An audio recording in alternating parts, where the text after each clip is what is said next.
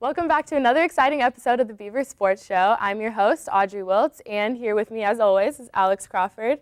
And today we've got Beaver Sports Show and OSU alum Boone Kruger with us. It's great to have you, Boone. Thanks for having me. You guys, both of you look great. Thanks, Boone. Thanks. You know, the hair, it's good to have the hair back because since you left, I've been trying my best to fill the role of the hair. You're doing a pretty good job. Thanks. And it's great to be back because, finally I have a reason to do my hair. So. Yeah, exactly. You graduate and, you go out in the world, why would you do your hair, Exactly. Yeah. There's not, OSU. No reason. So really. many lovely ladies walking around. True. Yeah.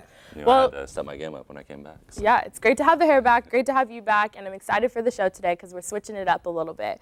We're going to do something different. We're going to break down all of the OSU fall sports from last year compared to this year. So it'll be good to have you guys analyzing together again. I'm really excited about it. And later on, I'll sit down with the OSU football team's very own Rashad Reynolds to talk about his career here at OSU. You're watching the Beaver Sports Show on KBVR TV, so stay tuned.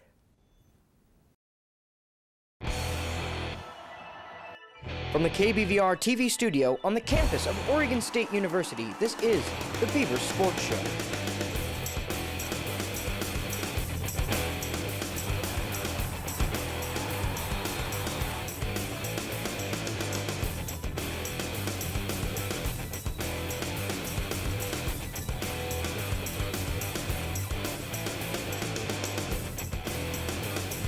All right, so like I said, we're going to compare and contrast last year's sports, and we're going to go through lots of teams, talk about kind of the bigger picture of OSU sports last year to this year. Lots of changes have been made. Some teams have similarities, as you guys already know probably, but the football team, for one, has made strides. So not going to start with them, though. Okay. We're going to start with soccer, and we'll let the ladies go first. So why don't we talk about the women's soccer team last year to this year? What's going on? Well, I feel like this year was a little bit of a letdown based on, the expectations after last season, making it to the postseason. They lost a heartbreaker to UP here, penalty kicks. So I think this year, especially after the preseason, they went 6-1, and there was a lot of high hopes for this team, obviously, trying to build on a postseason berth last 2 years, I believe, right? And so I feel like this season was a little disappointing. After 6-1, no postseason, and then, the worst thing of it all, losing to U of O 2-0 in the final game of the season. It's just, a letdown, I would say. Really just missing out on the postseason, too. This year, they could have gotten in. Really, the NCAA selection committee, for whatever reason, decided not to pick them, even though the Beavers finished higher than Washington, who I believe did get in. So yeah, I think that last loss to Oregon really hurt the Beavs. And also looking at last year, it looked like, I don't really know a ton about, women's soccer programs, but just based on the schedule, it looked like they played in a lot of preseason tournaments, as opposed to this year. I don't think they played in as many tournaments. I think they just kind of played different teams. I could be wrong. Maybe they needed that extra preparation, maybe, or I don't know, or maybe just I'm talking about from the view of the NCAA selection committee. Perhaps they didn't like it as much. But also, playing in the Pac-12 conference, one of the best soccer conferences in the country, you're going to get that quality competition week in and week out. So you always have to bring your A game, and that's something that the women's soccer team struggled to do every single game. Mm-hmm. And like you said, Alex, they started off with such a great start, and then they kind of faded at the end. That loss to Oregon probably really hurt their chances. Definitely. NCAA tournament side. And that's a bummer for those girls, especially the seniors. Shout out to Megan Miller, Lindsay Meigs, to OSU, Beaver Sports Show alumni, I guess you'd say. Beaver Sports Show alumni. Yeah, you could say that. But they had great careers because they really turned around the women's soccer program. Mm-hmm. Before the current coach got here, they kind of, nobody really talked about them. Nobody went to games. Nobody really supported. But now women's soccer is huge on this campus, and that's great to see. Totally. It is great to see. The fact that not getting a postseason berth is a disappointing season is a good sign of how far things have come. But hey, Jaquiz Rogers ended his career going 5-6, or 5-7, excuse me. So you know what? Even great athletes, great players can still not really end their career on a great note. Absolutely. But still, what they accomplished was a great deal amount. So. Yeah. Well, let's talk about the men's soccer team. I know they came in this season. Everybody was pretty excited for them, too, because they came in fit and ready to go. They had a lot of returners and stuff, worked really hard over the summer season. How is this year's team different than last year? Looking at my notes here, both teams not very good. If I had to pick which one, I'd have to go with last year's squad just because of the better conference record. Last year, 3-6-1 in conference. This year, 1-7-2. So I'd probably have to go with last year's squad. Also, the Beavers men's soccer team finished the season on a 5-game, or they didn't win any games in their last 7. They went 0-5-2. So, just you feel bad for the guys on the team having to end the season on such a low note. Yeah, you look at Welshman, Emery, who's done so much for this team this season, and then they have a record like that. Exactly. So disappointing again. Yeah, they kind of took a step backwards, it seemed like. But Steve Simmons is still a really good coach. He's a great and guy. I think he is the right man for the job, just like a Mike Riley or a Craig Robinson. He's a guy that really understands Oregon State and the community, and all the players love him. So I think he's the right man for the job. Yeah, I don't know what it would have taken for this year's team to be better than last year's and stuff. I think they fought hard out there. You know, I got out to some games, and they always seemed like they played wholeheartedly, which is disappointing to see. You know, things didn't come out in their favor in the end. But And soccer is just a really tough game to score. It is. So, Yes. It is. You know, you can lose 1-0, and you could have 15 shots in goal, but none of them go in. Yeah. And the other team has 5 shots on goal, but they get 1 in, so they win the game. Yeah. Absolutely. Well, let's move from outdoors to indoors really quick and talk about the women's volleyball team. What are some similarities? What are some differences from last year to this year? Both squads had great preseason starts, 10-2 last year, or excuse me, I believe it was 10-2 this year, 8-2 last year. So great preseason starts. And after this year's preseason start, I think there was a little bit of buzz around the OSU volleyball program. I remember people were actually talking about going to games, which, you know, the volleyball, they don't get a lot of a big They don't crowd. get a lot of love. No, they Yeah. don't. And they were starting to get a lot of love, starting to build some momentum going into the conference play. But so far, only 3-13 in conference. Granted, the Pac-12 is definitely the hardest volleyball conference in the nation. 5 of the top 10 teams in the nation are from the Pac-12, so Yeah, Pac-12's tough Yeah. for volleyball. really tough. And, you know, there's still a couple of matches left. They could turn it around. They could finish on a high note. But, yeah, maybe a little bit of a step backwards this year, much like the men's soccer team. But Coach Liskevich has that, you know, the experience, the past history, coaching on the national team. He's a guy that is very well respected in the volleyball. And like Alex said, like you said, Pac-12 is easily the best volleyball conference. Easily. It's the SEC in football. Well, let's not make that comparison because I would take a lot of Pac-12 schools against SEC schools this season. But SEC 6 straight national championships. All right, let's not get. Let's not get We'll there. save that Well, we'll save that for against the spread on Friday. 'cause Are we I'm about there? I'm about to get heated. Well, let's move on to football. Oh, no, please. Let's move on to football and talk about that. We don't need to talk about the SEC, but football season. We're not this going to. this year's team, last year's team, 2 completely different things. Absolutely. What's going on with there? Compare and contrast. Well, I mean, obviously last year 3-9, this year 7-2 already with So 2. far. I mean, and there's 3 games left in the season. Yeah. So, and it's funny too because I've seen columns in the Oregonian, columns in the Gazette-Times, and the Barometer about, you know, don't be disappointed, Beaver fans. Like, still be happy with this season. And if you had told me going into the season that people would be writing columns when the Beavers are 7-2 about why Beaver fans shouldn't be disappointed, I would have taken it. And I wouldn't have believed you that was the case just based on last year. And so, obviously, huge step forward for this program. Yeah, I've been a little bit depressed this week following the Stanford loss. Right. Not as depressed as I was following the UW loss. That was sad. But it's you start getting those winning expectations, which the team's had this season, and you do lose a game, especially the 2 games the Beavers have lost have been very tough. And you're just really disappointed, but it just shows how far this program's come. Great season so far for the Beavs. Yeah, and you know, you're only a couple plays away from being 9-0. Really, against Washington, the poor start, Sean Mannion throwing those 2 picks in the 4th quarter, 4 on the game. And the Beavers had all the momentum at that point. Against Stanford, Cody Vaz's fumble late in the game directly led to Stanford scoring the game-winning touchdown. Yeah. So really a couple plays from 9-0, but talk about the job Mike Riley has done as head coach, completely turning around the program in 1 year.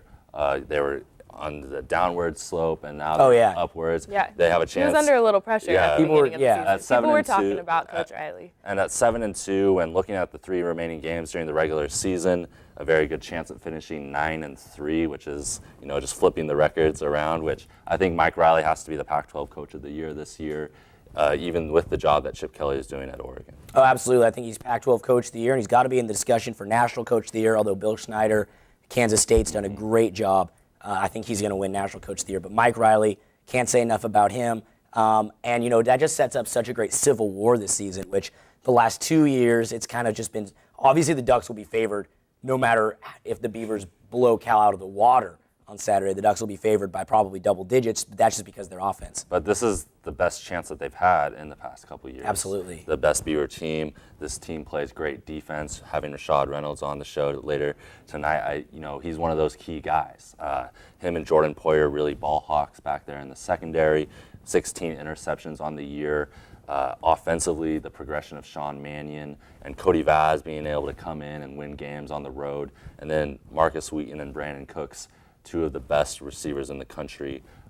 This team, it's very much the same players that were on the team last year, but they put it together, they worked hard in the offseason, and they all believe in each other. And I think that's a credit to Mike Riley and the coaching staff for developing guys, and a credit to Mike Riley for bringing on other coaches like Rod Perry. Rod Perry's done a tremendous job this season. Graduate assistants and Trent Bray and Mitch Mewson, guys that have played at Oregon State, have that experience of what it's like to be a Beaver and run out of the tunnel onto Research Stadium, and they can pass that knowledge on to the current group of guys. But it's just been a complete 180 on the football program. Oh, absolutely. Most improved program so far on the year for all OSU athletics. So big ups to them, and obviously that's the biggest sport here at Oregon State, so it's great. And like you said, this is the best chance the Beavers have had to win the Civil War, so that should be a good game. That should be a great game here in Reser. And the Civil War, no matter what the records are, fans always get pumped. Oh, yeah. It's the Civil War. It's the chance to play the Ducks. You only get one chance a year to play them. It's college football, and anything can happen, which is why it makes the Civil War that much crazier. It's just that, our defense, there's been a lot of success, or a lot of our successes have been attributed to our defense, and all Oregon is offense. I'm not that their defense is bad. I'm just saying that that's what's focused on, and so it'll be a really, really interesting game. And we'll talk about defense later with Rashad, and how Coach Perry has been an influence in their defense getting better. Like you said, same guys, Jordan Poyer, Rashad Reynolds, they were here last year, and so the difference between them developing, has been really good for our team. And I think that a lot of success can be attributed to that defense, and defense wins big games. So what they say? Defense wins championships. Yeah, it does. And I think that we've got a good chance. We've actually got a pep rally going on. I don't know if all you viewers know out there, but pep rally will be happening Monday night outside of Research Stadium. So make sure you get out there. Nice. Love pep rallies. Yeah, that's why college football, classic American. We've got the Cal game first, and then you need to get your Civil War tickets, and then pep rally Monday to start up the week. So should be good. After football season, people start looking at basketball season a lot. So let's move on to there. We could talk about football for hours, but let's, ladies first again, talk about the women's basketball team. We've had a new coach, Scott Ruick. He's been here for a few years now. What has he been doing with the women's basketball team? Well, expectations are high for the women's basketball team this season, probably the highest they've ever been. They were picked to finish 5th in the Pac-12 preseason media poll. That's the highest they've ever been picked. So, wow. Expectations are high, obviously. Scott Ruick took this squad from 9-21 to 20-13 last season. They're 1-1 right now. They went 9-2 in the preseason last year. So right now, I'd say they're probably at about the same level of play. It's so early in the season, it's hard to tell. Only 2 games in. Yeah, of course. It's hard to kind of compare and contrast last year. We've only got a couple games under our belts for basketball. I guess the guys have a few more, being in different tournaments and stuff. They're all over the place right now this week in New York and Mexico, I think. I believe the women are going to Mexico in a little bit. Women are in Mexico, right? I don't know if they're there yet. New York. Yeah. The only a couple games, but still looking at the progress over summer that you see from the guys, and then the girls. Looking at last year compared to how they could be with same players, new players, and stuff like that. Well, like Alex said, I think the preseason prediction by the media for them to finish 5th in the conference says a lot about this program. Absolutely. And the job that Scott Ruick has done in just his first couple of years as head coach. Another great fit for the program, a guy that went to Oregon State, can sell the program, likes living here, wants to be here. And the job he's done recruiting, one of the better recruiting classes in the country this past offseason, bringing in a lot of talent to Corvallis. So, it is very early. Only 2 games have been played, and they have this big trip to Mexico, believe starting Monday. Okay. And so it's really exciting. Women's basketball. Oregon State has had great tradition in women's basketball, and it looks like Scott Ruick is returning that. And I expect that the women's basketball program would be very good this year. Absolutely. They returned a lot of players. Patricia Bright, who led the Pac-12 in block shots last season, and with that season is 2nd all-time single-season Pac-12 record. So she's coming back for the Beavs. And like you said, the recruiting, ESPN Hoop Girls ranked the recruiting class 17th in the nation. So it's that's great. Recruiting is a huge part of the job, especially in college basketball, women's and men's. So kudos to Scott Ruick. Men's basketball, we lost Jared, but we still have quite a bit of our squad left. So how do you think that this year's? I think on a previous show, Alex, you mentioned that you think this year's squad might be better without him. I think they are. I think they are absolutely better without Jared Cunningham. Obviously, first-round NBA draft pick, should have won Pac-12 Conference Player of the Year. Great player, game-changing player. But I think this season the team, and from what I've seen at practice in the games and talked to the guys, they're going to play better team basketball because there's a lot of guys that can get buckets on this team. There's not, obviously one guy couldn't take over at any time. Ahmad Starks, 33 points on Sunday against New Mexico State. So there are guys that can take over, but there's not a moment when you need a guy to take over. I think the points will be more distributed. I think we're going to see a lot more team basketball. I think that bodes well for this squad. And I think you're going to see a lot better defense too. A lot of times last year, and Coach Robinson talked to me about this, guys would just watch Jared play because he was such an electrical play. They knew that he would bail him out defensively or offensively. And this year, you don't really see that. Yes, you have guys like Ahmad Starks and Roberto Nelson who are great players, and Roberto, such a highly rated recruit coming here to Oregon State. And he had a big game against Niagara in the first game of the season. But like you said, Alex, I think this team is going to play a lot better team basketball, and I think that's going to help them at the end of the season, when you are playing everybody's best basketball. And the number one thing that the Beaver team needs to improve on from last season is stopping those skids throughout the season, especially throughout conference play. Like at one point last season, they went 1-5, then they go on a 3-game win streak, then they go 1-5 again. So you can't do that if you want to go to the big dance. You have to play consistent basketball. Yeah, you're going to lose games, but you can't go on these losing streaks, these 1-5, 2-7. Stuff like that is what hurts you down the road. I feel like last year, a lot of the time watching the games, you would see one men's basketball team from OSU, and you'd see a totally different team next game. Tale of two teams out there. Because Jared was always on his game, and then there were times that other guys were not on the game. Yeah. And what we've seen so far, they picked up a huge win against New Mexico State, who was an NCAA tourney team last year, who was preseason picked to win their conference this year. Niagara is a very talented team, a three-point shooting team. So you saw two different styles of basketball that the Beavers have played this year, and they've won both games. But this trip to New York is going to really show what this Beaver team can do this year. Even though it's early, it's against quality competition. Yep. They have a later game this non-conference season against Kansas at Kansas City. That's going to be another really tough challenge. But it's going to really show what this team is made of. If they can win one of those games, that's going to be a great sign for the future. But really, competing in all these games, because on neutral courts, it doesn't matter when you're playing Kansas. It's always a huge game. It's going to be very tough. Yeah, and I think it'll be a great learning experience for them to have early in the season, this early in the season. So you can pick apart what they're doing, what they're going through, win or lose. They can really learn a lot from these tournaments. And one thing too that has to be mentioned is the job Craig Robinson has done in his first 4 years is better than Slats Gill and Ralph Miller. True. Miller Court and Gill Coliseum, that's the namesakes right there. Yeah. So Craig Robinson, at this point in his career, has more wins than those two guys. And those two guys have their banners up at Gill Ralph Coliseum. Miller, one of the greatest coaches in college basketball history. And getting back to this early, tough out-of-conference schedule, playing at the 2K Sports Classic in Madison Square Garden, then going and playing Kansas, it gets the team ready for those conference road games later on where it's tough, where you're playing in a hostile environment, unfamiliar territory. So it's this point in the season, early on, playing these tough road games and tourneys, they're going to make the difference that if the Beavs do well and learn from this, help them stop those skids, those 5-game slides later in the season. If the Beavers can go 9-2 or 9-3 or 10-2 in non-conference play, huge because RPI's way up, and exactly. that's huge for making the postseason. So on last week's episode, we talked about key players for basketball last week or the week before. Who are your key players, Boone? Who would you think are the go-to guys this year for the men's basketball Well, team? I think, Ahmad Starks is going to be solid. That's Saw not it Sunday. solid. Oh, yeah. Roberto Nelson is going to be a key player. How he does this year could really elevate Oregon State's program for an NCAA tournament or an NIT bid. You really do not want to go to the CBI again. And I think Eric Moreland is going to be the other X factor. And he had a huge game against Niagara. Yeah. So I think those two guys, Roberto and Eric Moreland, are the keys for Oregon State's success. I think Ahmad and Devon Collier and Angus Brandt are going to be solid because they've already proven that this year. Consistency, yeah. They've proven it through consistency in their careers.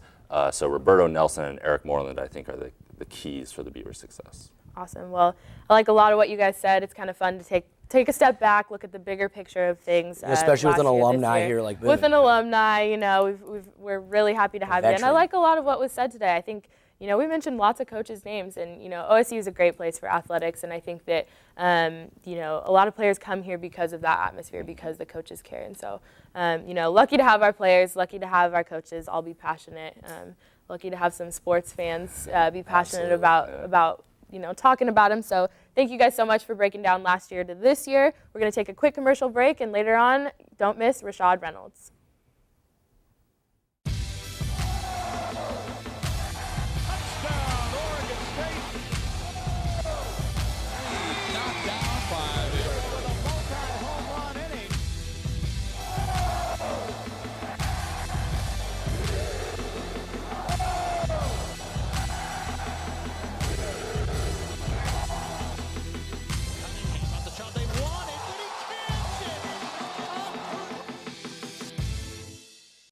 So Rashad, thank you so much for coming on the show. It's really good to have you. How are you doing today? I'm good. And yourself? I'm doing pretty good, pretty good. So first I'm going to talk to you a little bit about your career here and then the team. So your decision to come to OSU, was it easy? Was it a for sure thing to pick OSU to play football, or?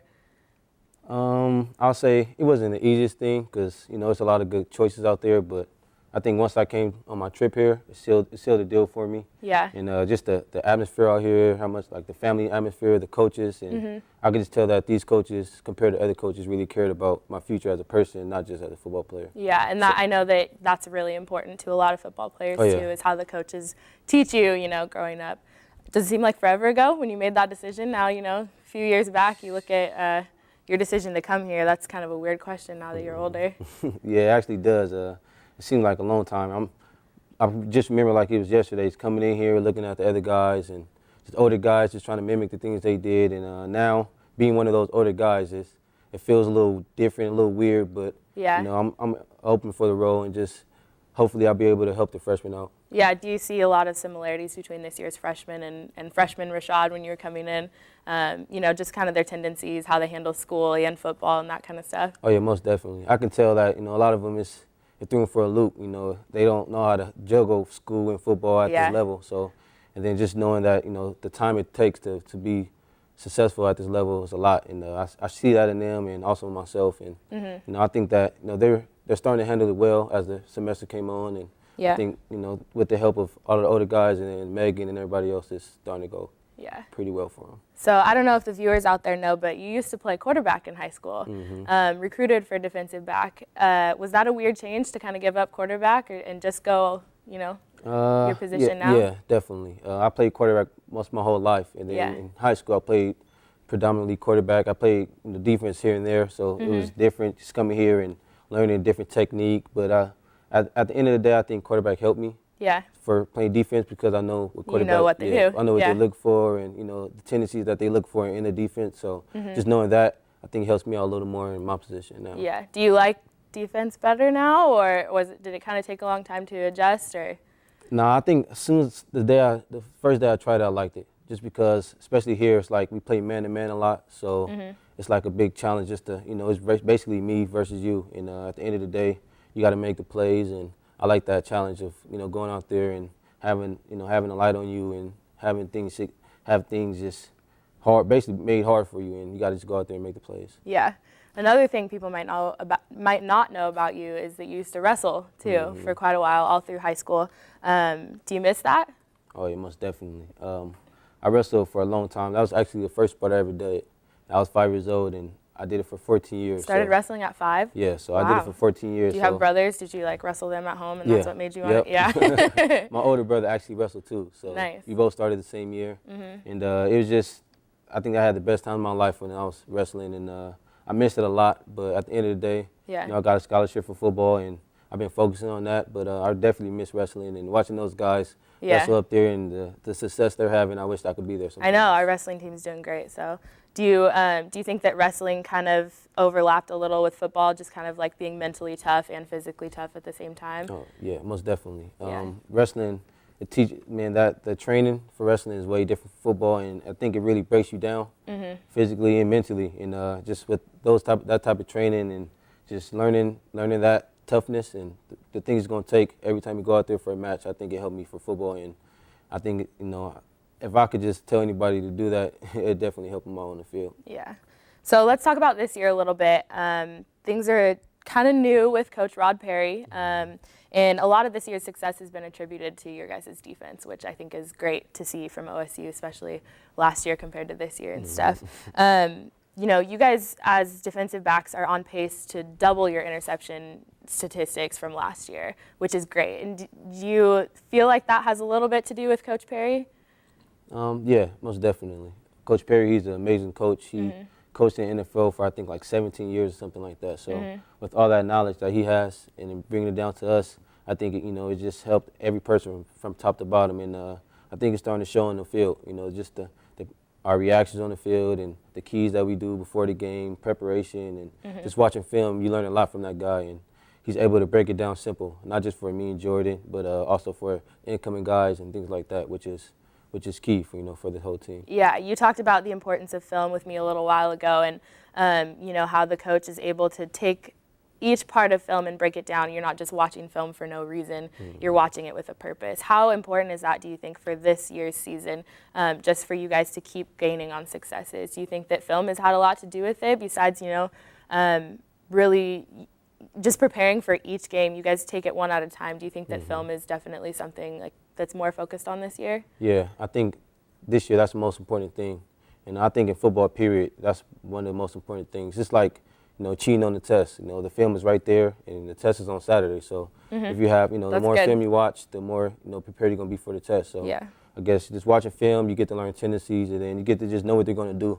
And every team has, plays that they go to when they need to in certain situations. So knowing those ahead of time. Yeah, exactly. The more film you know, it'd be the more, the easier it'd be on the field. Yeah. So if you had to pick, for you, Jordan, other defensive players, if you had to pick some key things that you guys have really paid attention to and really focused on this year, what would be your 3 keys to success? 3 keys to success: tackling in the open field, not having no missed assignments, and then just trusting in our guys, the guys around you. And last year, I think that lacked a little bit. Yeah. People were trying to do too much out there and getting out of position. So I think with that this year, just having trust in other guys, I think it made our job easier. Yeah, a lot of that was, at the beginning of your season, people attributed some of the differences of how you were playing to a leadership role from certain people on the team, and also, trusting each other more so than one guy showing out over the other and positions being fought for. It was just trusting each other as a team as a whole. So that's really good to see. Yeah, exactly. So season's not over yet, but do you have a favorite moment so far this season? What's been your shining moment or an exciting team moment that you've had this year? Exciting team moment, I would think just that first game, being in Wisconsin. Just going, with the odds against us. Nobody thought we were going to beat us. We'll beat them besides, Beaver Nation. And just going out there, pulling out that win and holding one of the top running backs in the nation to like 60 yards, I believe. That was a big job for the defense as well as the offense. They did their job, and just coming out with that win, I think was probably the biggest part so far. Just exciting way to start the season. Yeah, exactly. We started fast, and hopefully we can finish the same. I really hope so. We wish you all the best success, and from all of us here at the Beaver Sports Show crew, we believe in you. So thank you. Have a great rest of your season. Thanks for coming on the show today. No problem. Thanks for having me. All right, thank you. We'll be right back after this. RSU! RSU! RSU!